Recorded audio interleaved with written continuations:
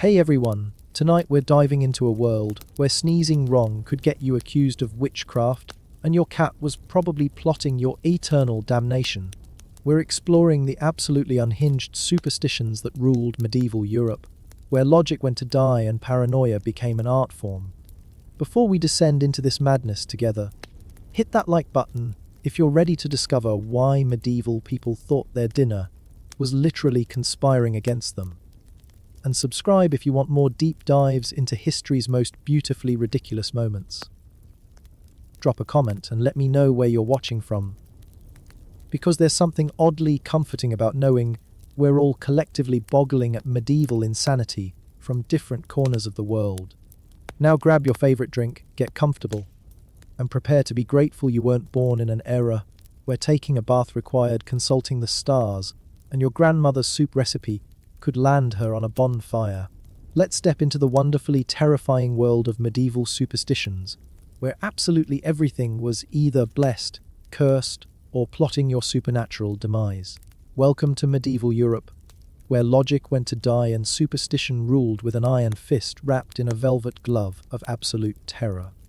This was a world where sneezing could be a death sentence, cats were demons in disguise, and your grandmother's recipe for soup might literally get her burned at the stake. If you thought modern conspiracy theories were wild, buckle up, because medieval people turned paranoia into an art form. Let's start with everyone's favourite medieval nightmare, the plague. When the Black Death rolled into Europe in 1347, like the world's worst uninvited guest, medieval minds went into overdrive trying to explain why God was apparently very, very angry. The official medical explanation from learned physicians, bad air or miasma.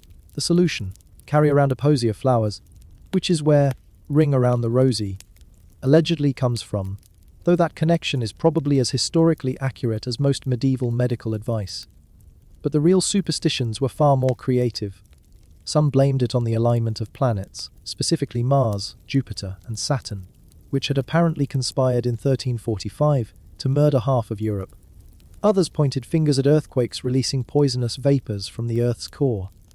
The most popular scapegoat, however, was the Jewish population, because medieval Europeans had a disturbing talent for turning any crisis into an excuse for persecution. The conspiracy theory went like this: Jewish communities were supposedly poisoning wells to kill Christians, which explained why the plague was spreading. Never mind that Jewish communities were dying at the same rate as everyone else, or that rats and fleas don't particularly care about religious affiliation. Logic was not medieval Europe's strong suit. Entire Jewish communities were massacred based on this superstition, from Switzerland to Poland. In Strasbourg alone, 2,000 Jews were burned alive in 1349, not because there was evidence, but because the city needed someone to blame for their terror. The irony. Jewish communities often had lower death rates, not because of well poisoning, but because their religious laws required better hygiene and sanitation. Medieval Christians took this as proof of guilt rather than a lesson in public health. It's like accusing someone of cheating because they studied for the test. Speaking of hygiene, let's talk about medieval medicine, which was basically superstition wearing a doctor's hat. Medieval physicians believed in the theory of humours, where your body contained 4 fluids: blood, phlegm, yellow bile, and black bile.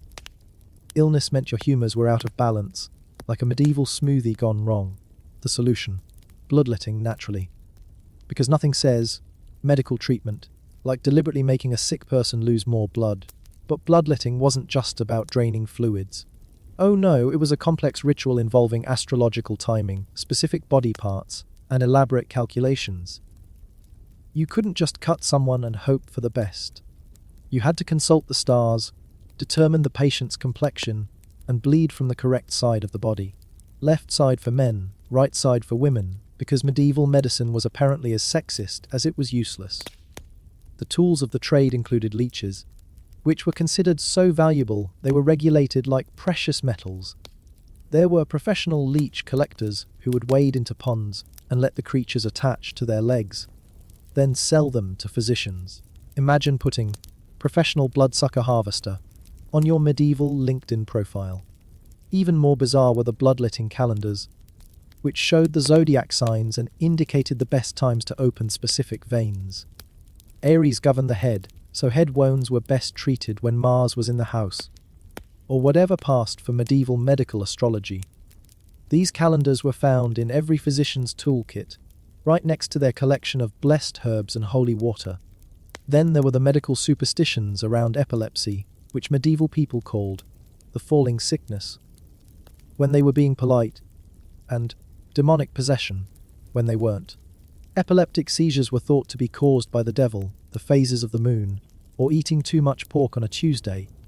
The recommended treatments included holy relics, blessed water, and wearing specific gemstones. Emeralds were particularly popular because they supposedly repelled demons, which must have made jewelry shopping very stressful for medieval epileptics. One particularly persistent belief was that epilepsy was contagious through sight. If you looked directly at someone having a seizure, you might catch it like a medieval version of a computer virus. This led to epileptics being shunned and isolated, because nothing helps a neurological condition like complete social abandonment. But medical superstitions were just the beginning. Medieval people lived in a world where everything had hidden meaning, where coincidence was impossible, and where the supernatural lurked behind every mundane occurrence. Take sneezing, for instance.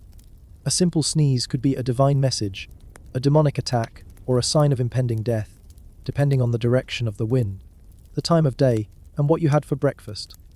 The phrase "God bless you" isn't just politeness. It was literal protection against evil spirits that supposedly tried to enter your body through your open mouth during a sneeze. Medieval people believed your soul briefly left your body when you sneezed, leaving you vulnerable to demonic possession. So blessing someone after a sneeze wasn't courtesy, it was exorcism prevention. Different types of sneezes had different meanings. Sneezing to the right meant good luck, to the left meant bad luck, and sneezing straight ahead meant you were about to receive news.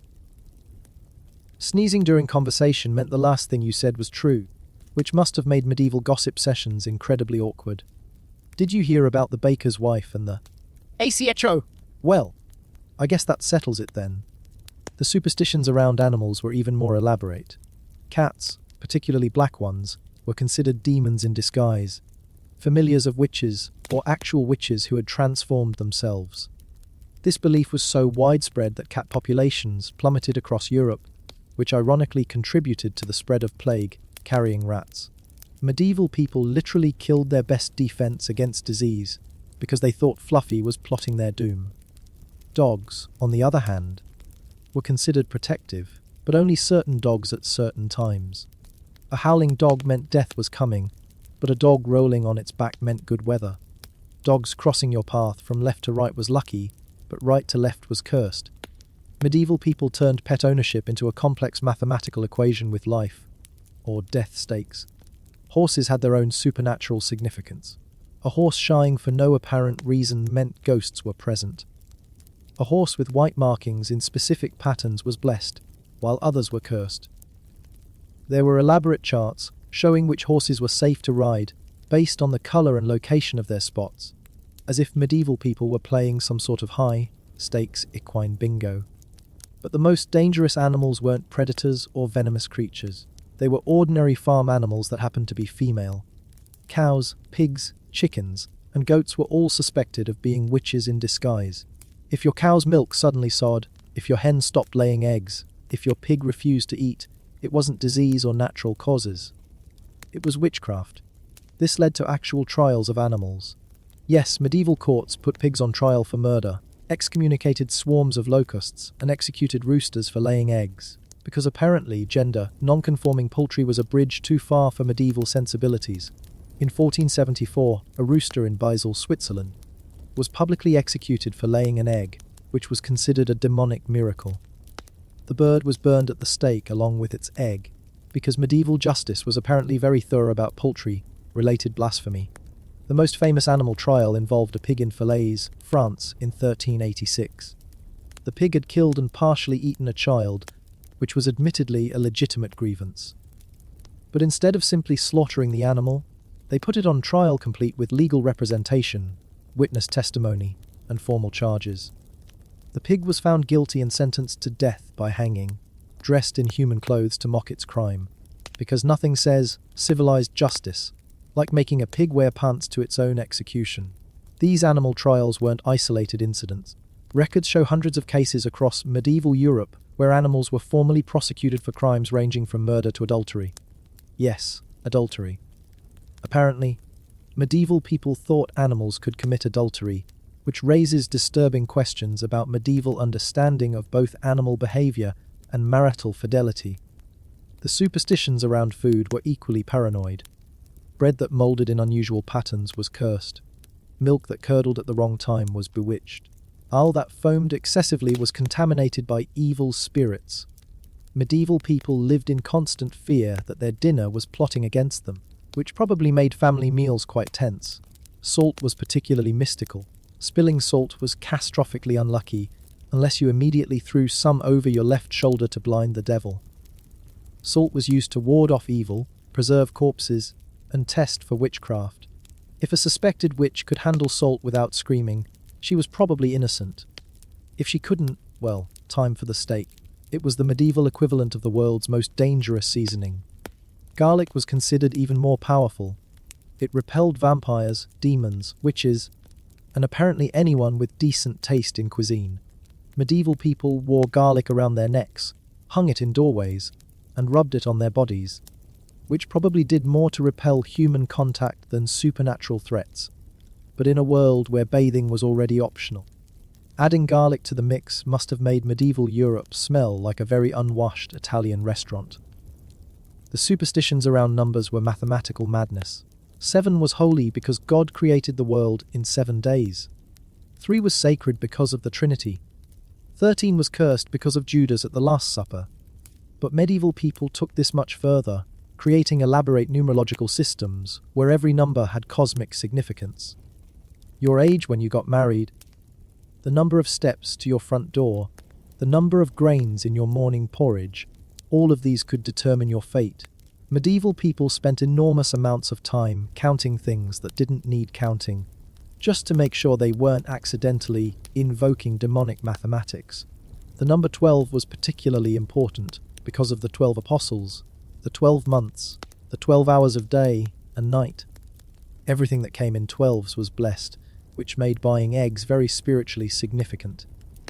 Bakers who gave 11 rolls instead of 12 weren't just being cheap, they were inviting damnation. The baker's dozen of 13 was supposedly created to avoid this curse, though adding an extra roll to avoid bad luck seems like medieval anxiety management at its finest. But the most elaborate superstitions involved the weather, which medieval people treated like a divine mood ring. Every cloud formation was a message, every wind direction was an omen. Every unusual weather pattern was God's commentary on human behavior. If it rained during a wedding, the marriage was blessed. If it rained during a funeral, the deceased was going to heaven. If it rained during a market day, someone in town was a witch. Lightning was God's spear, thrown at sinners and demons. Thunder was God's voice, expressing his opinions on current events. Hail was God's punishment for specific sins, usually related to whatever the local priest had been complaining about recently. Medieval people lived in a world where the weather was personal, where every storm was a targeted divine intervention. They tried to control the weather through prayer, ritual, and elaborate ceremonies. Church bells were rung during storms to drive away demons. Holy water was sprinkled on fields to prevent hail. Processions were organized to end droughts, complete with relics, saints' bones, and enough pageantry to impress a Roman emperor. Some communities had professional weather workers, people who claimed they could control storms through magic. These weren't necessarily considered witches, at least not at first. They were more like medieval meteorologists with supernatural job training. They would perform rituals to bring rain during droughts or stop storms during harvest. Of course, when their predictions were wrong, which was always, they were often blamed for causing the bad weather instead of preventing it. The most dangerous weather superstition was the belief in storm witches, women who supposedly flew through the air during thunderstorms, causing lightning strikes and hail damage. These witches allegedly met in the clouds to plan their attacks on Christian communities below. The evidence. Any woman seen outdoors during a storm was obviously participating in this aerial sabotage. This led to the prosecution of countless women for weather-related crimes. In 1485, a group of women in Germany were executed for causing a hailstorm that damaged crops. Their crime: being caught outside when the weather turned bad. Medieval justice had a remarkable ability to find guilt in the most innocent circumstances. The superstitions around death were perhaps the most elaborate of all.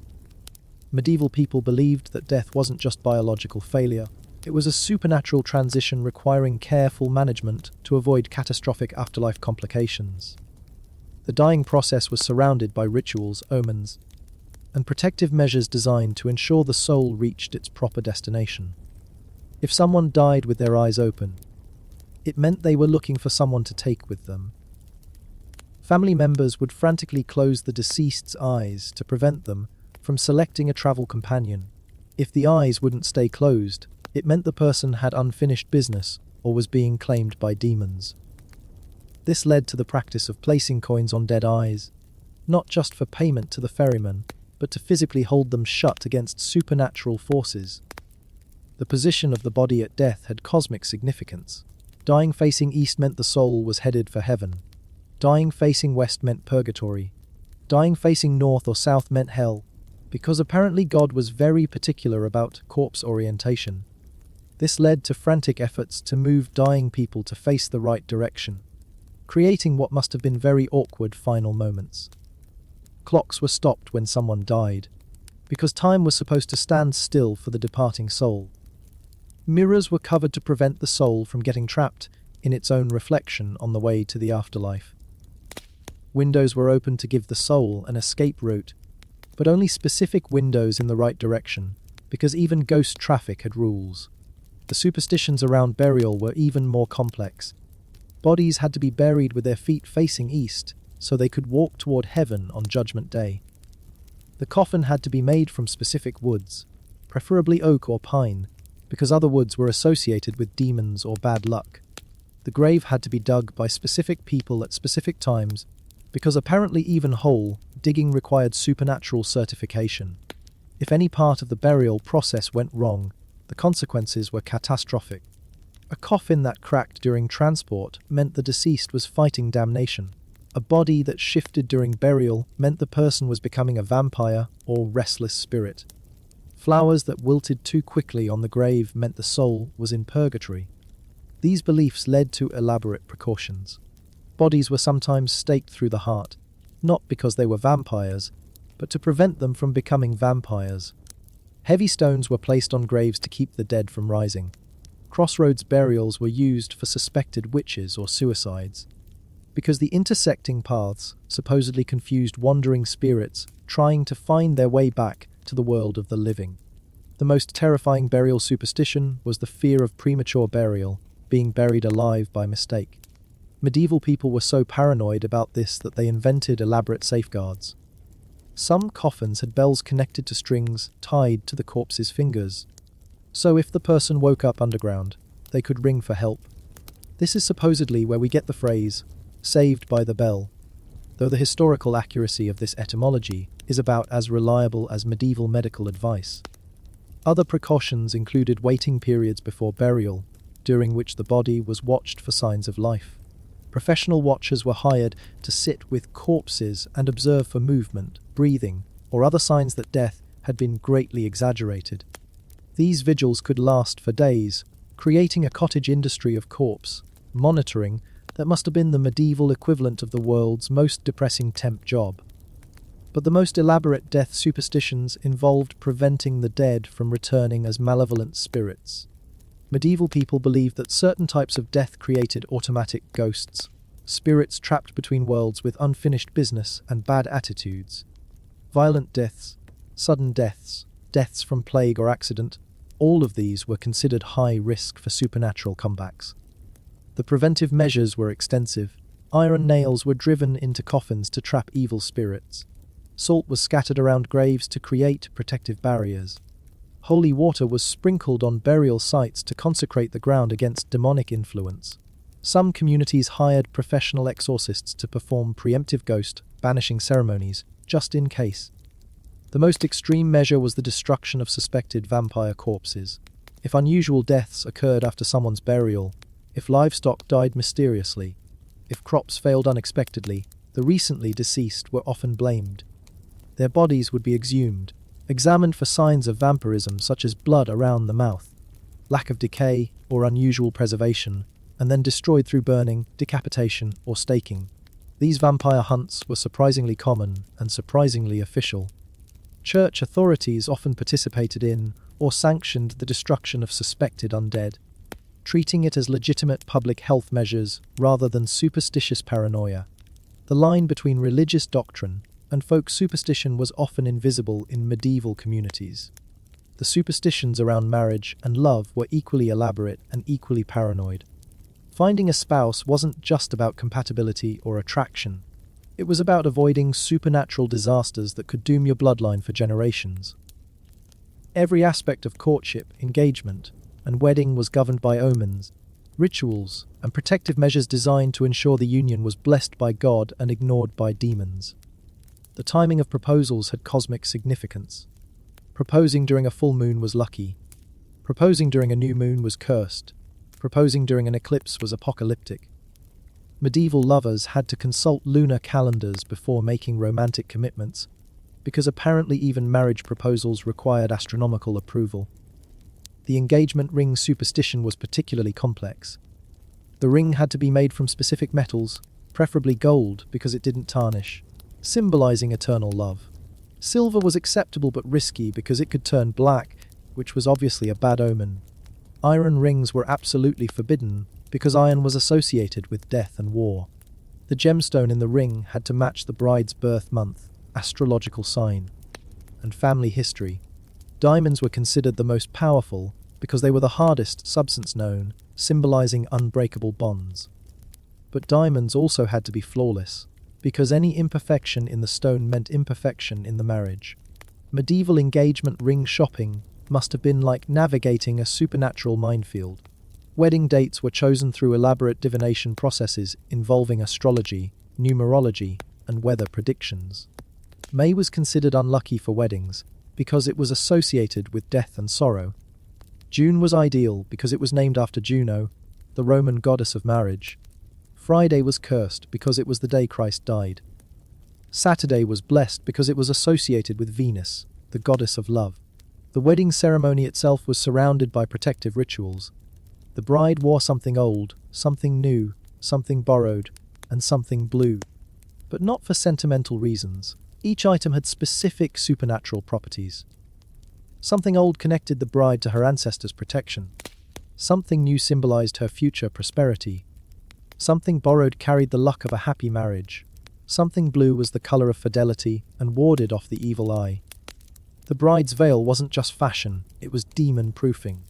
Evil spirits were supposedly attracted to beauty and happiness, so they would target brides on their wedding day. The veil created a barrier between the bride and supernatural threats, while also preventing the groom from seeing her face before the ceremony, because premature face viewing was apparently bad luck. The wedding procession was carefully choreographed to avoid supernatural hazards. The road couldn't cross running water without proper blessings. The party couldn't pass graveyards without protective prayers. If a cat crossed the procession's path, the wedding had to be postponed. If a dog followed the procession, it was good luck. If a crow flew overhead, someone in the wedding party would die within a year. The actual ceremony included numerous superstitions disguised as traditions. The bride stood on the groom's left so his sword arm would be free to defend against demons. The wedding rings were exchanged on the fourth finger of the left hand, because medieval people believed a vein ran directly from that finger to the heart. The kiss at the end wasn't just romantic, it was a spiritual seal that bound the couple's souls together and prevented demonic interference. The wedding feast was equally supernatural. The cake had to be made with specific ingredients blessed by the priest. The wine had to be from grapes that had never been touched by frost. The meat had to come from animals that had died naturally, not been slaughtered, because violent death was considered spiritually contaminating. Even the seating arrangement had mystical significance.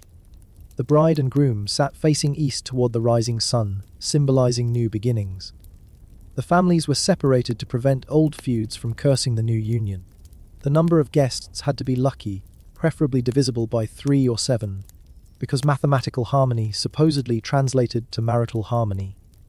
The wedding night was surrounded by its own collection of superstitions designed to ensure fertility, happiness, and protection from evil. The marriage bed had to be blessed by the priest, sprinkled with holy water, and decorated with fertility symbols such as wheat, flowers, and eggs.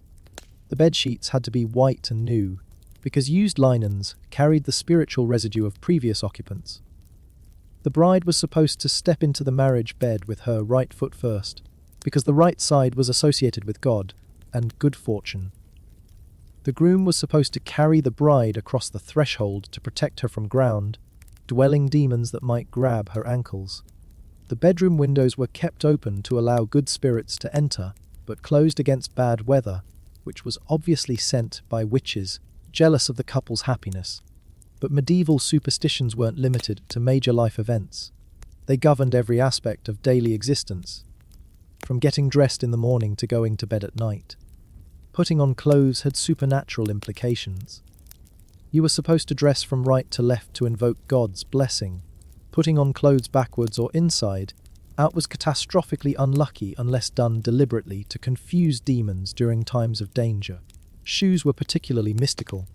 The right shoe had to go on first, because the right side was blessed. Losing a shoe was terrible luck. Finding someone else's shoe was even worse, because you might inherit their misfortune.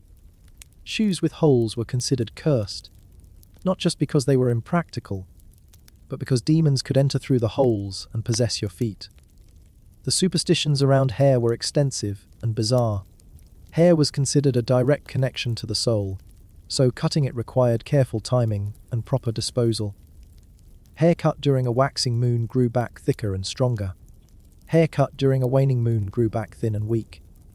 Hair cut during an eclipse might not grow back at all, leaving you bald and spiritually vulnerable. Hair clippings couldn't just be thrown away because they retained spiritual connection to their original owner. If a witch got hold of your hair, she could use it to curse you, control you, or steal your soul. Hair had to be burned immediately after cutting, with prayers said during the burning to sever any supernatural connections.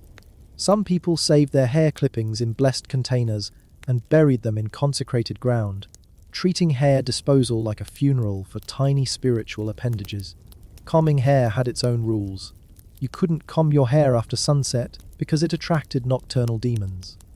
You couldn't comb your hair during thunderstorms because it attracted lightning. You couldn't let anyone else comb your hair unless they were family, because physical contact with your hair created spiritual bonds that could be exploited by enemies. Braiding was even more complex. Certain braid patterns were protective, others were cursed. Braids had to be undone before sleep to prevent demons from climbing them like spiritual ladders.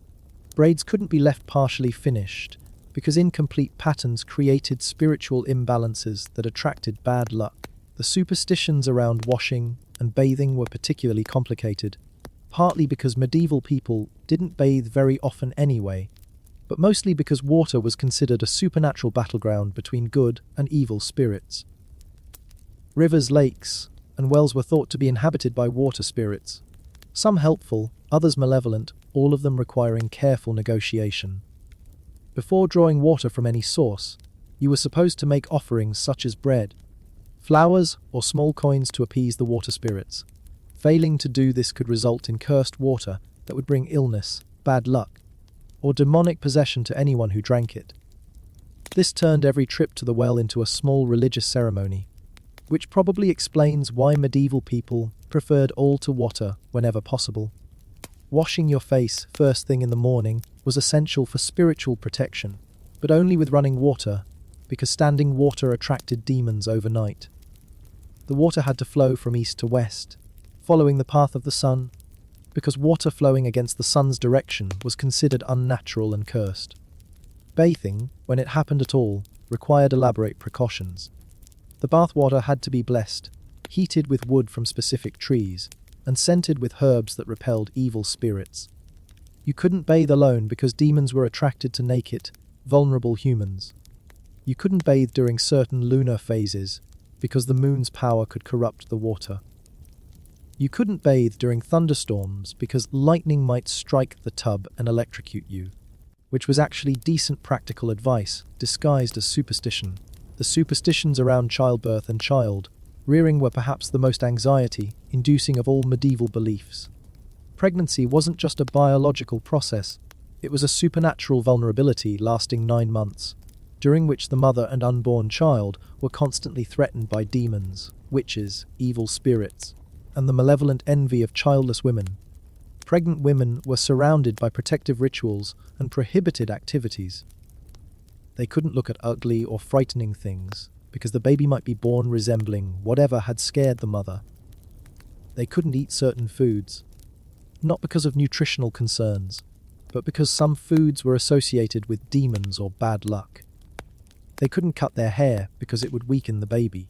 They couldn't attend funerals because the proximity to death might contaminate the unborn child. The most dangerous time was during labor itself, when the mother was considered maximum vulnerable to supernatural attack. The birthing room was prepared like a fortress against evil, with salt scattered around the bed, iron objects placed under the mattress, and holy relics positioned at strategic points. Midwives were chosen not just for their medical knowledge, but for their spiritual protection abilities, because delivering a baby was apparently equal parts healthcare and exorcism. Newborn babies were considered especially vulnerable to supernatural threats until they were baptized, because unbaptized souls could be claimed by demons. This led to emergency baptisms for sickly infants and elaborate precautions to protect healthy babies from evil influence. Iron nails were driven into the baby's cradle to repel witches. Bells were attached to clothing to scare away demons. Amulets and blessed objects were sewn into blankets for spiritual protection. The superstitions around naming babies were incredibly complex. Names had power, so choosing the wrong name could doom a child to misfortune, illness, or demonic attention. Names of saints were considered protective. Names of historical figures were analysed for their bearers' fates. Names that sounded similar to words for death, disease, or disaster were absolutely forbidden. Some communities consulted professional name readers, people who claimed they could predict a child's future based on their proposed name. These consultations involved numerology, astrology, and analysis of the name's historical associations. Changing a name after birth required spiritual cleansing ceremonies to sever the connections to the old identity and establish new protective associations. The superstitions around children's development created elaborate milestone rituals. A baby's first tooth was greeted with protective ceremonies to ensure the remaining teeth came in properly. First steps were celebrated with blessings to ensure the child would walk a righteous path. First words were analysed for hidden meanings and spiritual significance. Childhood illnesses were almost always attributed to supernatural causes. A feverish child was obviously being attacked by demons. A child who cried excessively was being tormented by evil spirits. A child who refused to eat was being cursed by witches. Medical treatments combined herbal remedies with exorcism, holy water, and prayers. Because medieval pediatrics was apparently 1 part medicine to 3 parts spiritual warfare. The superstitions around education and learning were equally elaborate. Books were considered dangerous because they contained ideas, and ideas could be corrupted by demonic influence. Students were taught to pray before opening any book, to bless their writing materials, and to burn any papers that contained errors, because mistakes were evidence of spiritual contamination. Different subjects had different supernatural associations. Mathematics was considered safe because numbers were created by God and couldn't lie. Grammar was risky because words had power and wrong words could summon demons. Astronomy was dangerous because it involved studying the heavens, which might anger God. Alchemy was absolutely forbidden because it attempted to recreate God's creation, which was obvious blasphemy. Libraries and schools were consecrated like churches, with holy water, blessed candles and protective relics. Students weren't allowed to study alone after dark, because nocturnal demons were attracted to concentrated learning. Study groups had to include prayers and spiritual protection rituals alongside their academic work. The superstitions around work and trades were equally paranoid and equally specific to different occupations. Blacksmiths were considered especially vulnerable to demonic influence because they worked with fire which was associated with hell. They had to bless their forges, pray over their tools, and make protective amulets for themselves and their customers. Iron horseshoes became lucky charms not just because they were iron, but because they were made by blacksmiths who had spiritual protection knowledge. Farmers lived in constant supernatural anxiety because their livelihood depended on weather, which was controlled by God but influenced by demons and witches. Every aspect of agriculture was governed by protective rituals. Seeds had to be blessed before planting. Fields had to be sprinkled with holy water at specific times. Harvesting had to begin on lucky days and avoid cursed dates. Crop failures were almost always attributed to witchcraft, leading to witch hunts that decimated rural communities. If one farmer's crops failed while his neighbors flourished, the successful farmer might be accused of stealing luck through magical means. If unusual weather damaged crops, local women would be blamed for causing storms through supernatural means. Merchants and traders faced their own supernatural challenges because they traveled frequently, exposing them to the evil influences of foreign places and unfamiliar spirits. They carried protective amulets, blessed coins, and holy relics to ward off demons encountered in strange lands. Trade routes were chosen not just for efficiency but for spiritual safety, avoiding places known to be cursed or demon-infested. The superstitions around money and wealth were particularly complex because medieval people had conflicted feelings about prosperity. Wealth was a blessing from God, but also a temptation from demons. Rich people were either divinely favored or had sold their souls for material success. Poverty was either holy suffering or divine punishment for sin. This created elaborate rituals around financial transactions. Coins had to be blessed before use. Large purchases required prayers for spiritual protection. Lending money was spiritually dangerous because it created bonds between souls that could be exploited by demons. Interest was forbidden not just for economic reasons, but because profiting from others' need was considered spiritually contaminating. The most dangerous financial superstition was the belief in cursed money, wealth that carried supernatural contamination from its previous owners. Money stolen from churches was automatically cursed. Money earned through sinful activities carried spiritual pollution. Money found in suspicious circumstances might be demonic temptation designed to corrupt the finder's soul. This led to elaborate purification rituals for suspicious wealth. Coins were washed in holy water, blessed by priests, and sometimes donated to churches to cleanse them of evil influence. Some people refused found money entirely, believing it was too dangerous to risk spiritual contamination for material gain. The superstitions around travel were extensive, because leaving your home community meant leaving the protection of familiar spirits and entering territories controlled by unknown supernatural forces. Every journey required spiritual preparation including prayers, blessed objects, and protective rituals. Travelers carried holy relics, wore blessed amulets, and followed specific routes known to be spiritually safe. The dangers weren't just physical robbers and wild animals, but spiritual threats such as demons that inhabited crossroads, evil spirits that haunted bridges, and malevolent ghosts that attacked travelers in remote areas.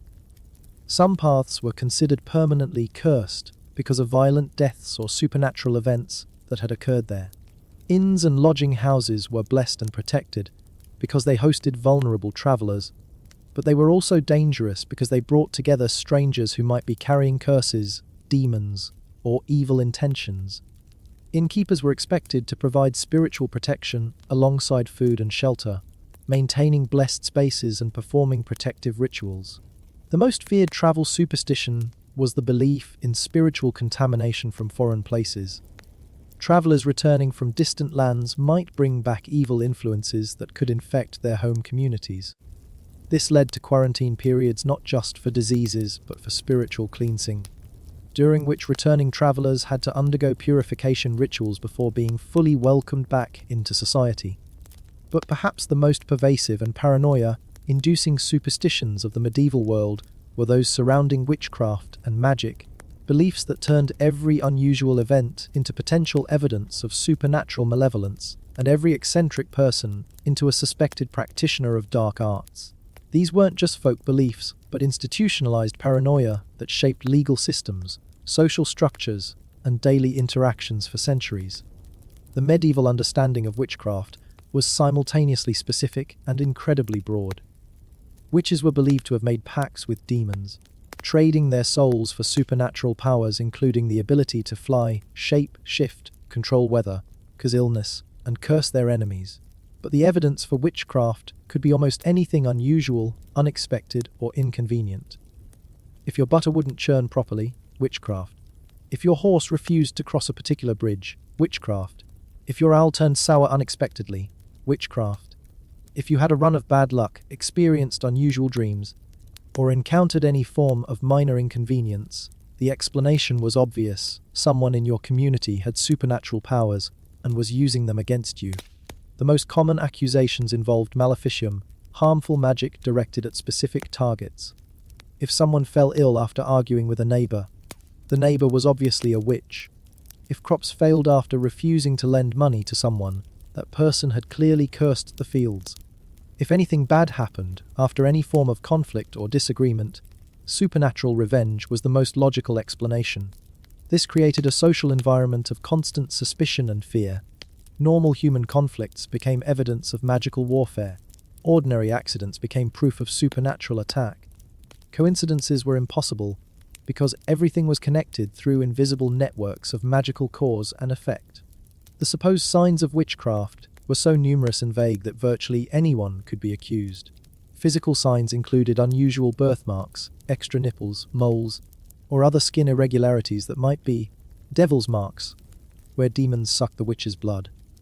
Behavioral signs included being too friendly with animals, especially cats, knowing too much about healing herbs, living alone, being argumentative, or simply being unpopular with neighbors. The most dangerous accusations involved weather magic. Witches supposedly caused storms, droughts, floods, and other natural disasters through supernatural means. Any unusual weather could trigger witch hunts as communities searched for someone to blame for their meteorological misfortune. This was particularly deadly for women who lived alone, knew about herbal remedies, or had conflicts with neighbors. The witch trials that resulted from these superstitions were elaborate theatrical productions that combined religious ceremony, legal procedure, and sadistic entertainment. The accused were subjected to tests designed to prove their supernatural nature, tests that were carefully designed to ensure guilt regardless of the outcome. The most famous was trial by water, where the accused was thrown into a pond or river. If she floated, she was a witch because water rejected evil. If she sank and drowned, she was innocent but dead, which was apparently an acceptable outcome for medieval justice. Either way, the community got rid of someone they suspected of supernatural malfeasance. Trial by fire involved forcing the accused to carry red, hot iron bars or walk on burning coals. If the burns healed quickly, she was innocent because God was protecting her. If they didn't heal, she was a witch because demons were preventing divine healing. If she refused the test, she was obviously guilty because only witches would avoid such foolproof supernatural detection methods. The searching for devil's marks involved stripping the accused naked and examining every inch of their body for suspicious spots, moles, or irregularities that might be places where demons fed. Professional witch prickers used special needles to test these marks. If the accused felt pain when pricked, the mark was natural. If she didn't feel pain, it was a devil's mark and proof of witchcraft. Of course, the needles often had retractable points, ensuring that some pricks would be painless regardless of the accused's supernatural status. Confession was extracted through torture that was technically legal because it was supervised by religious authorities and conducted according to official procedures. The accused was stretched on racks, burned with hot irons, crushed with weights, and subjected to other forms of ritualized agony until they admitted to flying through the air, attending demon worship ceremonies, and cursing their neighbors' livestock. The confessions obtained through these methods were remarkably consistent, not because they were true, but because the torturers had standard questions and the victims knew what answers would stop the pain. Witches confessed to meeting at crossroads for supernatural orgies, transforming into animals to attack Christians, causing storms by stirring cauldrons, and poisoning wells through demonic rituals. These confession narratives became the basis for even more elaborate superstitions about witch behavior. Communities developed detailed beliefs about when and where witches met, what rituals they performed, how they traveled through the air, and what powers they possessed. The superstitions fed on themselves, creating increasingly complex mythologies of supernatural evil that justified increasingly brutal persecution. The most paranoid witch-related superstitions involved the belief that witches were organized into vast conspiracies designed to destroy Christian civilization. This wasn't just individual women casting spells on their neighbors, but coordinated supernatural warfare against God himself. Witches supposedly had hierarchies, territories, and organized plans for corrupting souls and spreading evil. The evidence for these conspiracies was circular and self-reinforcing. Multiple accusations in the same area proved organized witch activity. Similar confessions from different accused witches proved they were part of the same supernatural network.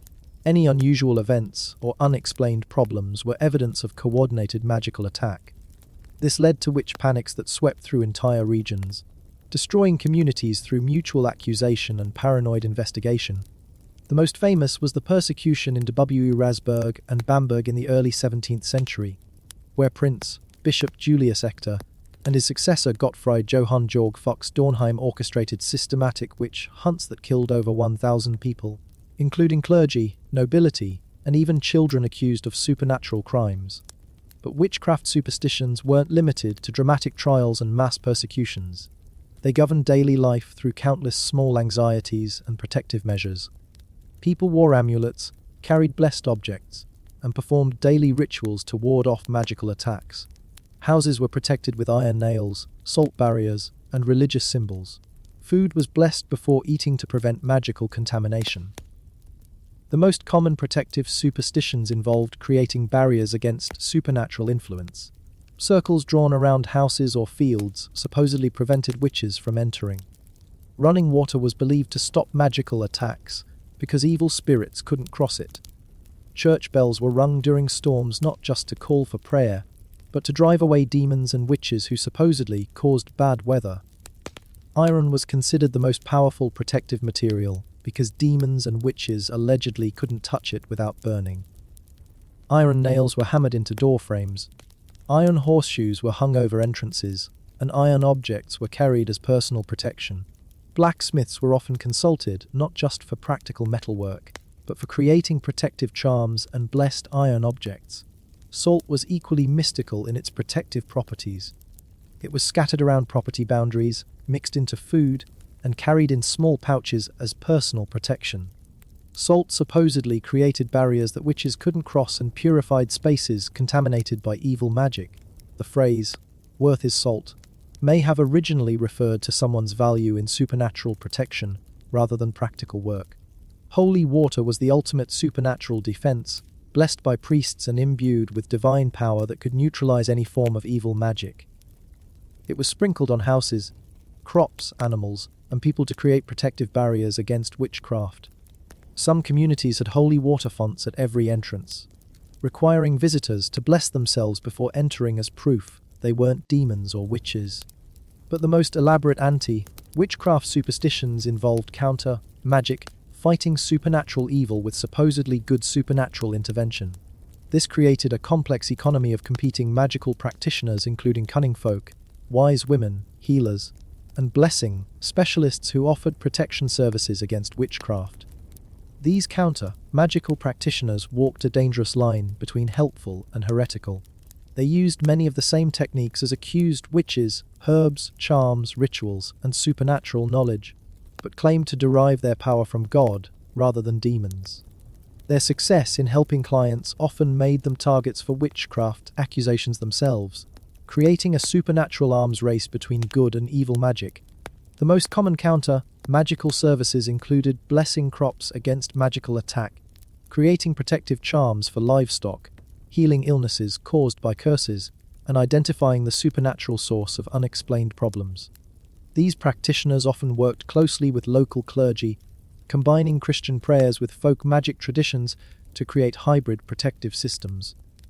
But even the most elaborate protective measures couldn't eliminate the underlying anxiety that drove medieval superstitions about witchcraft.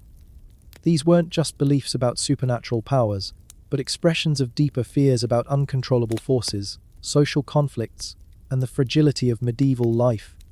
In a world where death could come suddenly from disease, accident, or violence, where harvests could fail without warning, where social order was maintained through force and intimidation, the belief in malevolent supernatural forces provided explanations for inexplicable suffering and targets for frustrated anger. Witchcraft accusations often followed patterns of social tension rather than supernatural evidence. The accused were frequently marginal people, widows, immigrants, the poor, or anyone who didn't fit comfortably into community social structures. They were convenient scapegoats for collective anxieties about forces beyond human control.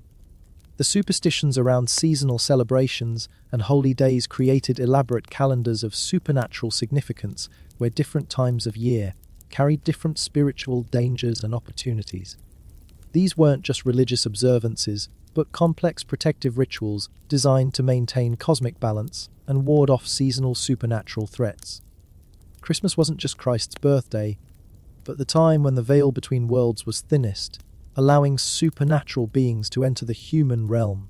The 12 days of Christmas were particularly dangerous because demons, fairies, and other supernatural entities were most active. People stayed indoors after dark, kept fires burning to ward off evil spirits, and performed protective rituals to ensure safe passage through the dangerous season. The Christmas log wasn't just festive decoration but supernatural protection. It had to be cut from specific types of wood, preferably oak or ash, and burned continuously throughout the 12 days to maintain a protective barrier against evil.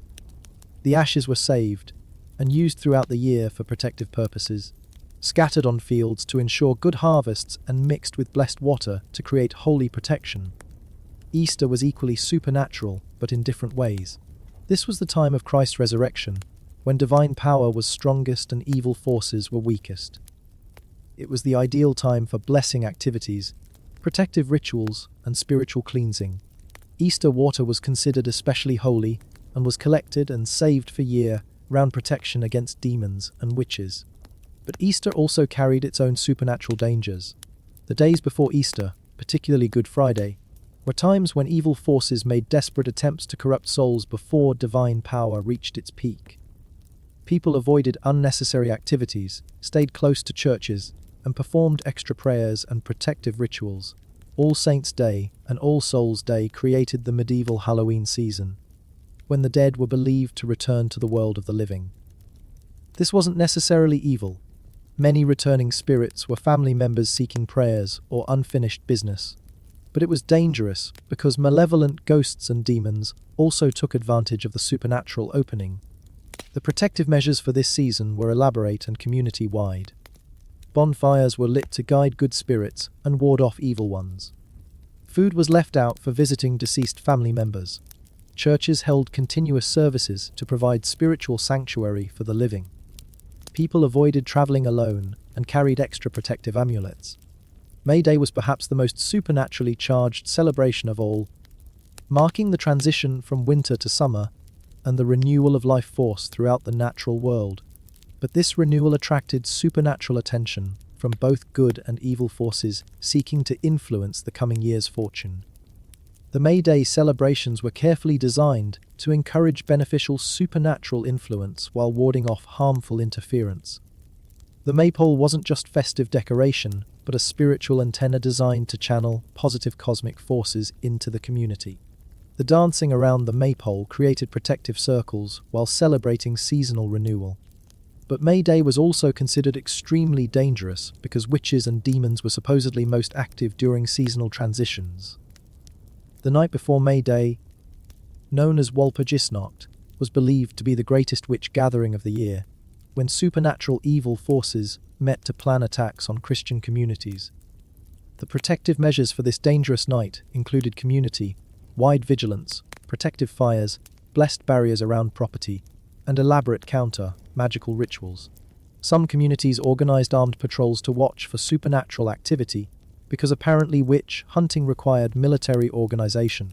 Harvest festivals combined gratitude for successful crops with anxiety about supernatural forces that might spoil the gathered food. The harvest had to be completed according to specific rituals, to ensure the food remained blessed and nutritious throughout the winter. The first and last sheaves of grain were particularly mystical and required special handling. The harvest moon was considered especially powerful because it provided light for extended working hours, but also because lunar influence was strongest during autumn. Crops harvested under the full moon were believed to have enhanced nutritional and protective properties, while crops harvested during the new moon might be cursed or contaminated by evil influences. These seasonal superstitions created year-round cycles of anxiety and protective activity that governed community life. No time was spiritually neutral. Every season brought its own supernatural threats and opportunities, requiring constant vigilance and appropriate ritual responses. The cumulative effect of all these interlocking superstitions was a worldview where supernatural forces were more real and immediate than physical ones, where every decision had cosmic consequences, and where daily survival required navigating complex networks of spiritual threats and protective measures. Medieval people didn't just believe in superstitions, they lived within superstitious systems that provided explanations for unexplainable events, guidance for impossible decisions, and the illusion of control over uncontrollable forces. These beliefs weren't primitive or irrational from medieval perspectives. They were sophisticated responses to the genuine uncertainties and dangers of medieval life. In a world without scientific explanations for natural phenomena, without effective medical treatments for diseases, without reliable protection against violence or disaster, superstitions provided frameworks for understanding and attempting to influence forces beyond human comprehension or control. The tragedy wasn't that medieval people believed in supernatural explanations, but that their superstitions often increased rather than decreased their suffering. The fear of witchcraft destroyed communities through mutual accusation. The persecution of supposed demons killed countless innocent people. The anxiety about supernatural threats created psychological burdens that may have been worse than the physical dangers they were designed to address. But medieval superstitions also provided comfort, community, and meaning in lives that were often brutal, short, and seemingly arbitrary. The belief that spiritual forces were involved in human affairs meant that suffering had purpose, that protection was possible, and that individual actions could influence cosmic outcomes. These weren't just quaint historical curiosities, but sophisticated belief systems that shaped medieval civilization and continue to influence modern cultures in ways we don't always recognize. The medieval legacy of supernatural thinking persists in modern superstitions, conspiracy theories, and alternative belief systems that provide similar psychological functions for people facing similar uncertainties about uncontrollable forces. The medieval world was simultaneously more magical and more terrifying than most modern people can imagine, a place where every shadow might hide demons, where every accident might be supernatural attack, and where every day required careful navigation through invisible networks of spiritual danger and protection. It was a world where logic was less important than faith, where community consensus trumped individual observation, and where the fear of the unknown was so overwhelming that any explanation, no matter how fantastic, was preferable to admitting ignorance. In the end, medieval superstitions reveal as much about human psychology as they do about historical beliefs. They show how people create meaning from chaos, how communities establish order through shared fears, and how the need to feel in control can lead to beliefs and behaviors that actually increase vulnerability and suffering. The medieval world was shaped by superstitions that turned everyday life into supernatural warfare, where survival required not just practical skills but spiritual knowledge, protective rituals, and constant vigilance against invisible enemies that might or might not exist, but felt absolutely real to the people who lived in fear of them. This was a world where getting dressed in the morning, preparing food, traveling to market, or simply falling asleep at night required careful attention to supernatural protocols that could mean the difference between divine protection and demonic attack, between community acceptance and social exile, between life and death in a world where the margin for error was measured in heartbeats and the consequences for mistakes lasted for eternity. The superstitions around dreams and sleep created nightly rituals of protection that turned bedtime into elaborate spiritual preparation. Sleep wasn't just rest. It was a vulnerable state where the soul partially separated from the body, making it accessible to demons, witches, and malevolent spirits who supposedly prowled during darkness, seeking opportunities for supernatural mischief. The bedroom had to be spiritually fortified before sleep was possible. Iron objects were placed under the bed to repel demons. Salt was scattered around the room's perimeter to create protective barriers. Holy water was sprinkled on the bedsheets, and blessed candles were positioned at strategic points to maintain divine light throughout the night. The bed itself required supernatural preparation. It had to face east so the sleeper could greet the rising sun, symbolizing resurrection and divine protection. The mattress had to be stuffed with specific herbs that repelled evil spirits, particularly rosemary, lavender, and rowan leaves. The pillows had to be blessed by clergy and filled with feathers from birds that were considered holy, preferably swans or doves. Prayer before sleep wasn't just spiritual devotion, but protective magic. Specific prayers had to be recited in the correct order to create spiritual shields around the sleeping person. Skipping prayers or saying them incorrectly left gaps in supernatural defenses that demons could exploit. Some communities had professional prayer sayers who would be hired to maintain continuous protection for wealthy families throughout the night. But even with elaborate precautions, dreams themselves were considered dangerous supernatural communications that required careful interpretation and appropriate responses. Different types of dreams carried different meanings and spiritual implications. Prophetic dreams came from God and had to be taken seriously. Nightmares came from demons and required immediate spiritual cleansing. Erotic dreams were obviously demonic temptation designed to corrupt the soul through sleep. Dream interpretation was a specialized skill that combined religious knowledge, supernatural understanding, and psychological insight. Professional dream readers were consulted to analyze significant dreams and recommend appropriate protective or corrective measures. These interpretations often determined important life decisions, from marriage choices to business ventures to relocation plans. The most feared dreams involved visits from deceased family members, which could be either blessed communication or demonic deception. Determining the difference required careful analysis of the dream's content, the deceased person's behavior, and the dreamer's spiritual state. Good spirits brought comfort and guidance. Evil spirits disguised as dead relatives tried to lure the living into dangerous situations or corrupt their souls with false information. Flying dreams were considered especially significant because they supposedly indicated either divine favor or demonic influence. Flying toward heaven meant the dreamer was blessed and destined for salvation. Flying toward earth or into dark places meant demonic temptation and spiritual danger. Flying dreams required immediate consultation with clergy to determine their spiritual implications and necessary protective measures. Animal dreams were analyzed according to elaborate symbolic systems, where different creatures represented different spiritual forces. Dreaming of lambs meant divine protection. Dreaming of wolves meant demonic attack. Dreaming of cats meant witchcraft was being directed against the dreamer. Dreaming of unusual or hybrid animals meant the dreamer was receiving supernatural communications that required expert interpretation. The superstitions around mirrors and reflections created additional layers of supernatural anxiety, because medieval people believed mirrors could trap souls, show supernatural beings, or serve as portals between the world of the living and the realm of spirits. Looking into mirrors wasn't just vanity, it was potentially dangerous spiritual activity that required appropriate precautions. Mirrors had to be blessed before use to prevent them from showing demonic images or trapping the viewer's soul. They had to be covered at night, because demons and evil spirits were supposedly most active in darkness and might use mirrors as entry points into the physical world. Breaking a mirror wasn't just bad luck, it was spiritual catastrophe that could fragment the owner's soul or release trapped demons.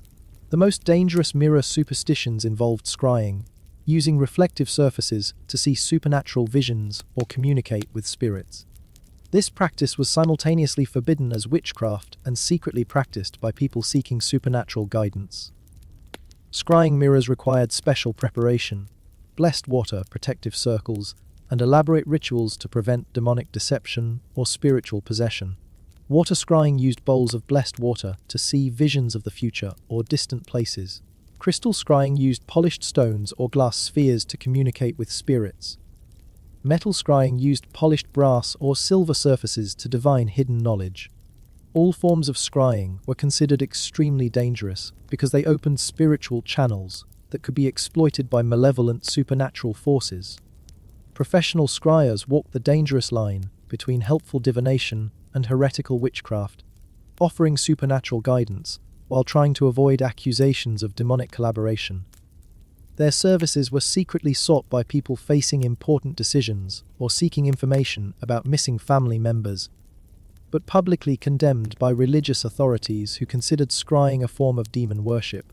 The superstitions around music and sound created elaborate beliefs about the spiritual power of different noises, songs, and instrumental performances. Music wasn't just entertainment, but supernatural communication that could invoke divine blessings, summon demons, or create protective barriers against evil forces. Church music was considered the most spiritually powerful because it was specifically designed to praise God and create sacred atmosphere. Gregorian chant was believed to have actual protective properties that could repel demons and purify contaminated spaces. Church bells weren't just practical communication devices, but supernatural weapons that could drive away evil spirits through their blessed sound. But secular music was spiritually dangerous because it appealed to earthly desires rather than divine worship. Dancing music was considered especially corrupting because it encouraged physical movement that might lead to sinful behavior. Instrumental music was suspicious because it created pleasure without words, potentially opening the soul to demonic influence through pure sensual experience. Certain musical instruments were associated with supernatural forces. Drums were considered primitive and potentially demonic because they appealed to basic instincts. String instruments were spiritually neutral if used appropriately. Wind instruments were dangerous because breath was associated with souls, and playing wind instruments might allow demons to enter the player's body through their breathing. The most feared musical superstitions involved songs that were supposedly cursed or magically powerful. Certain melodies were believed to summon demons if played correctly. Other songs were thought to have hypnotic properties that could control listeners' behavior. There were rumors of magical songs that could heal illness, cause death, or make people fall in love, but learning or performing these songs was considered extremely dangerous. Professional musicians were viewed with suspicion because their skills seemed supernaturally enhanced. Exceptional musical ability was often attributed to demonic assistance rather than natural talent or dedicated practice. Musicians who performed too well or knew too many songs might be accused of making pacts with devils in exchange for supernatural musical powers. The superstitions around colors and clothing created elaborate symbolic systems where different hues carried different spiritual meanings and supernatural implications. Wearing the wrong colors could attract evil attention, offend divine forces, or communicate dangerous messages to supernatural beings who supposedly monitored human behavior through visual cues. Red was the most spiritually complex color because it was associated with both divine power and demonic influence. The blood of Christ was sacred and protective, but the fires of hell were also red. Wearing red clothing required careful consideration of spiritual context and appropriate protective measures to avoid attracting the wrong kind of supernatural attention. Blue was considered the most spiritually safe color because it was associated with heaven, divine protection, and the Virgin Mary. Blue clothing provided supernatural protection against evil forces and was often worn during dangerous activities or spiritual ceremonies. However, certain shades of blue were associated with depression or melancholy, which were considered spiritually dangerous states that attracted demonic influence. Black was obviously associated with evil, death, and demonic forces, but it was also the color worn by clergy and religious authorities. This created complex rules about when and how black clothing could be safely worn. Mourning black was spiritually appropriate and provided protection during the dangerous period of grief. Fashion black was potentially dangerous because it might signal allegiance to dark forces. White was the color of purity, divine favor, and spiritual cleanliness, but it was also associated with death and ghosts. White clothing was worn during religious ceremonies and celebrations, but it could also attract supernatural attention from spirits who were drawn to pure souls. Wearing white required spiritual strength and appropriate protective measures. Green was the most supernaturally ambiguous color because it was associated with both nature's renewal and fairy folk who were considered spiritually dangerous. Green clothing could provide protection against certain types of evil, but might also attract the attention of supernatural beings who lived in forests and wild places. Some communities forbade green clothing entirely, while others considered it essential for protection against witchcraft. The superstitions around gold and silver created elaborate beliefs about the spiritual properties of precious metals and their ability to influence supernatural forces. These weren't just valuable materials, but spiritually active substances that could provide protection, attract divine favor, or serve as supernatural weapons against evil forces. Gold was associated with divine light and heavenly power because it didn't tarnish or decay, symbolizing eternal spiritual purity. Gold jewelry provided protection against demons and evil spirits who supposedly couldn't tolerate the presence of such spiritually pure material. Gold coins were blessed and carried as amulets, not just for their material value, but for their supernatural protective properties. But gold was also dangerous because it attracted envy, greed, and supernatural attention from demons who coveted divine materials. Wearing too much gold or displaying wealth inappropriately could attract demonic attack or the evil eye from envious neighbors. Gold had to be balanced with humility and appropriate spiritual protection to avoid supernatural backlash. Silver was considered even more supernaturally powerful than gold because it was associated with the moon, which had mysterious powers over supernatural beings. Silver jewelry could repel vampires, werewolves, demons, and witches who supposedly couldn't tolerate contact with lunar metal. Silver crosses were particularly powerful because they combined the protective properties of the metal with the spiritual symbolism of Christianity. Silver was also used to test for supernatural contamination. Silver utensils would allegedly tarnish if used to serve food that had been cursed or contaminated by evil magic. Silver mirrors could show supernatural beings that were invisible to normal vision. Silver bullets could kill supernatural creatures that were immune to ordinary weapons. The most elaborate precious metal superstitions involved alchemical beliefs about the spiritual transformation of base metals into gold through divine or demonic intervention.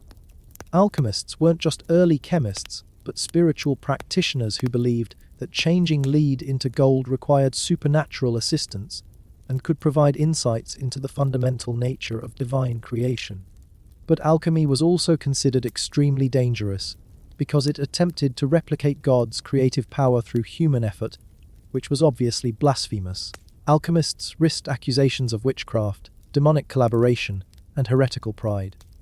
Their laboratories were often blessed and protected like religious sanctuaries because they were working with spiritually dangerous materials and processes. The superstitions around fire and light created elaborate beliefs about the spiritual properties of different types of illumination and their ability to provide protection, attract divine favor, or serve as communication channels with supernatural forces. Fire wasn't just practical necessity, but spiritually active force that could purify, protect, or destroy depending on how it was created and maintained. Sacred fire was the most spiritually powerful because it was blessed by clergy and maintained according to religious protocols. Church candles provided divine protection that could repel demons and evil spirits. The eternal flame that burned in religious sanctuaries was considered a physical manifestation of divine presence that could purify contaminated souls and provide sanctuary against supernatural attack. But secular fire was spiritually neutral or potentially dangerous depending on its source and purpose. Fire created from cursed wood could spread spiritual contamination. Fire used for sinful purposes could attract demonic attention. Fire that burned unusual colors or made strange sounds was obviously supernatural and required immediate investigation and possible exorcism. The most feared fire superstitions involved will-o, the wisps, mysterious lights that appeared in marshes and forests and lured travelers to their deaths. These weren't considered natural phenomena, but demonic deceptions designed to corrupt souls through false guidance. Travelers who followed strange lights were supposedly led into supernatural traps where demons could capture their souls or transform them into supernatural servants. Household fires required constant spiritual maintenance to ensure they remained protective rather than dangerous. The hearth was blessed regularly, the ashes were saved for protective purposes, and the fire was never allowed to completely die because darkness invited demonic invasion. Professional fire tenders were hired by wealthy families to maintain continuous protective flames throughout dangerous periods. Lightning was considered the most supernaturally significant fire because it came from heaven and could serve as divine weapon against evil forces or divine punishment for human sins. Buildings struck by lightning were either blessed or cursed, depending on the spiritual state of their occupants. Lightning that struck churches was particularly significant and required elaborate investigation to determine its spiritual meaning. These interconnected webs of supernatural belief created a medieval world where nothing was spiritually neutral, where every object, action, and experience had cosmic significance, and where survival required constant attention to invisible forces that shaped visible reality through mechanisms that were mysterious but absolutely real to the people who structured their lives around supernatural protocols. The cumulative psychological impact of living within such elaborate systems of spiritual anxiety and protective ritual must have been enormous, creating constant stress about supernatural threats while providing the comfort of feeling that protection was possible through proper knowledge and appropriate behavior. Medieval superstitions weren't just quaint historical curiosities, but comprehensive worldviews that provided explanations for inexplicable experiences, guidelines for navigating impossible choices, and the illusion of control over uncontrollable forces in a world where uncertainty was the only certainty and the margin for error was measured in the difference between salvation and damnation, between divine protection and supernatural destruction, between community acceptance and social exile in societies where belonging meant survival and isolation meant death.